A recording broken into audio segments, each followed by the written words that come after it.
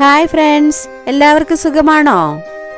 ഇന്ന് നമുക്ക് നെല്ലിക്കായും കൊണ്ട് എങ്ങനെയാണ് വൈൻ ഉണ്ടാക്കുന്നത് നോക്കാം. വൈൻ ഉണ്ടാക്കാനായിട്ട് 2 കിലോ നെല്ലിക്കയാണ് ഞാൻ എടുത്തേക്കുന്നത്. അത് നന്നായിട്ട് കഴുകി വൃത്തിയാക്കി വെള്ളമയം ഒട്ടുമില്ലാതെ വേണം എടുക്കാൻ. ഇത് നമ്മൾ നെല്ലിക്ക വൈൻ ഇടാൻ വേണ്ടി എടുക്കുന്ന പാത്രങ്ങളിലും ഒട്ടും വെള്ളമയം ഉണ്ടാകാൻ പാടില്ല. നന്നായിട്ട് കഴുകി വൃത്തിയാക്കി ഡ്രൈ ആയിട്ട് എടുക്കണം.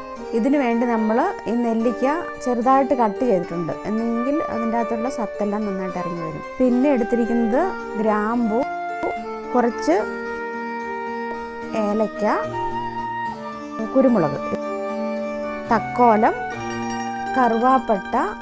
പിന്നെ എടുത്തിരിക്കുന്നത് 1.5 കിലോ ശർക്കരയാണ്. മധുരം ഇച്ചിരി ആവശ്യമുള്ളവർക്ക് 2 കിലോ എടുക്കാം. പിന്നെ കുറച്ച് ഗോതമ്പ്, ഒരു 2 സ്പൂൺ ഗോതമ്പ് കഴുകി ഉണക്കിയെടുത്തത്, 1 സ്പൂൺ ഈസ്റ്റ് ഉണ്ട്.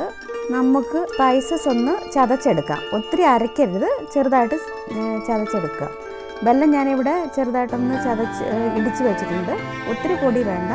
ഇതിന് വേണ്ടിയിട്ട് 2 ലിറ്റർ വെള്ളം ഞാൻ ഉപയോഗിക്കുന്നുണ്ട്. ഇനി നമുക്കിതെങ്ങനെയാണ് ഇടുന്നത് നോക്കാം. ലെയറായിട്ടാണ് ഞാനിവിടെ ഇടുന്നത്. പക്ഷെ ഒരുമിച്ചിട്ടാലും കുഴപ്പമില്ല, കാരണം നമ്മൾ വെള്ളം ഒഴിച്ച് കഴിയുമ്പോൾ ഇളക്കുന്നുണ്ടല്ലോ, അപ്പോൾ എല്ലാം കൂടി മിക്സ് ആയിക്കോളും. ഞാനിവിടെ ലെയറായിട്ട് ഇടുന്നുണ്ടെന്നേ ഉള്ളൂ. ഇതെല്ലാം കൂടി നമ്മളൊരു ഭരണിയിലേക്ക് ഇടുക.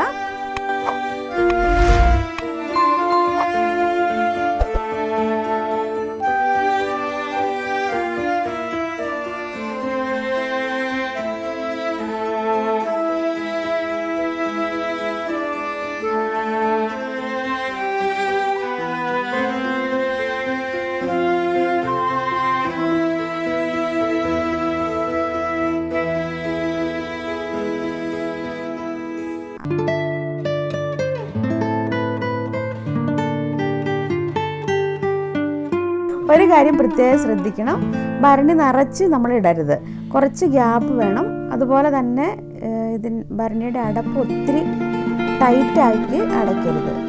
കാരണം നമ്മളിത് വൈൻ ഉണ്ടാക്കുമ്പോൾ അതിനകത്ത് ഫെർമെൻറ്റേഷൻ എന്ന പ്രോസസ്സ് നടക്കുന്നുണ്ടല്ലോ. നമ്മൾ തിളപ്പിച്ചാറ്റി വെച്ചിരിക്കുന്ന വെള്ളം ഈ ഭരണിക്കകത്തേക്ക് ഒഴിക്കുക. എന്നിട്ടൊരു മരത്തിൻ്റെ തവി ഉപയോഗിച്ച് നന്നായിട്ട് ഇളക്കുക. നെല്ലിക്ക ഇച്ചിരി കട്ടിയുള്ളതായതുകൊണ്ട് ഇളക്കാൻ ഇച്ചിരി ബുദ്ധിമുട്ടായിരിക്കും.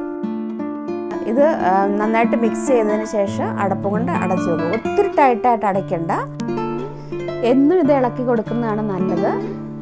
ഇൻ കേസ് നിങ്ങൾക്ക് എന്നും ഇളക്കാൻ പറ്റിയില്ലെങ്കിൽ ഒന്നരാടെന്നെങ്കിലും ഇളക്കുക. ഇതിനായിട്ട് നമ്മൾ ഉപയോഗിക്കുന്ന തവി മരത്തിൻ്റെ തന്നെ ഉപയോഗിക്കാൻ ശ്രദ്ധിക്കണം. അതുപോലെ വേറെ ഇതിനായിട്ട് സെപ്പറേറ്റ് തന്നെ ആ തവി വയ്ക്കാൻ നോക്കണം. എന്നും ഇളക്കിയതിന് ശേഷം നന്നായിട്ട് വൃത്തിയായി കഴുകി ഉണക്കി അടുത്ത ദിവസത്തേക്ക് വേണ്ടി റെഡിയാക്കി വയ്ക്കുക. നമ്മൾ പുറമെ ഒരു വെള്ള തുണി ഇട്ടിട്ട് ഇതുപോലെ ഞാൻ കവർ ചെയ്യുന്നുണ്ട്. 21 ദിവസം കഴിയുമ്പോഴത്തേക്ക് നമുക്ക് ഈ ഭരണിയിൽ നിന്ന് ഒരു അരിപ്പ ഉപയോഗിച്ച് ഇത് സ്ട്രെയിൻ ചെയ്തെടുക്കാം. അങ്ങനെ 21 ദിവസം കഴിഞ്ഞുണ്ടാക്കിയ വൈനാണിത്. 14 ദിവസം കഴിയുമ്പോൾ എടുക്കാം. പക്ഷേ ഇച്ചിരിയോടെ എഫക്റ്റീവായിട്ട് നല്ല വൈൻ കിട്ടണമെങ്കിൽ 21 ദിവസം വരെ വെയിറ്റ് ചെയ്യുക. എന്നിട്ട് ഇതിൻ്റെ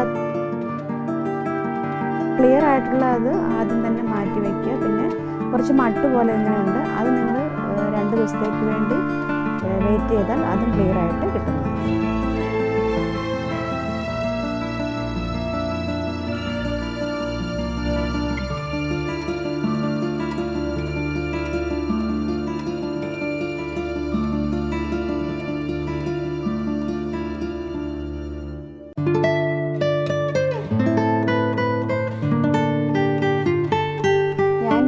അരിച്ചെടുത്തതിന് ശേഷം ഇത് 7ാമത്തെ ദിവസമാണിത്. വൈനെല്ലാം നന്നായിട്ട് ക്ലിയർ ആക്കി കിട്ടിയിട്ടുണ്ട്. അത് ഞാൻ ചെറിയൊരു ബോട്ടിലേക്ക് മാറ്റുന്നു. ഈ ബോട്ടിൽ ഞാൻ നന്നായിട്ട് കഴുകി ഉണക്കിയെടുത്താണ്. എത്ര ദിവസത്തോളം ഈ വൈൻ കൂടുതലിരിക്കുന്നോ അത്രയും നല്ലതാണ്. ഞാനിവിടെ ഉണ്ടാക്കിയിരിക്കുന്ന ഈ വൈനിന് അധികം മധുരമില്ല. നെല്ലിക്കയുടെ ഒരു കമർപ്പും ചെറിയൊരു മധുരമൊക്കെ ആയിട്ടുള്ള ഒരു ടേസ്റ്റാണ്.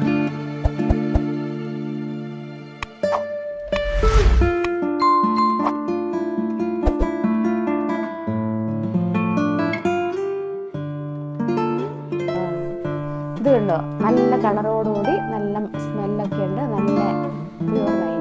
നിങ്ങൾക്ക് വേണമെങ്കിൽ ശർക്കരയ്ക്ക് പകരം പഞ്ചസാര ഉപയോഗിക്കാം, പക്ഷെ അത് ഹെൽത്തിന് നല്ലതല്ല.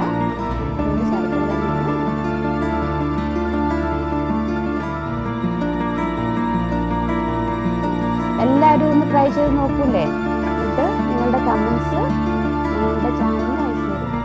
Please like, share and subscribe. Bye bye. Enjoy your days.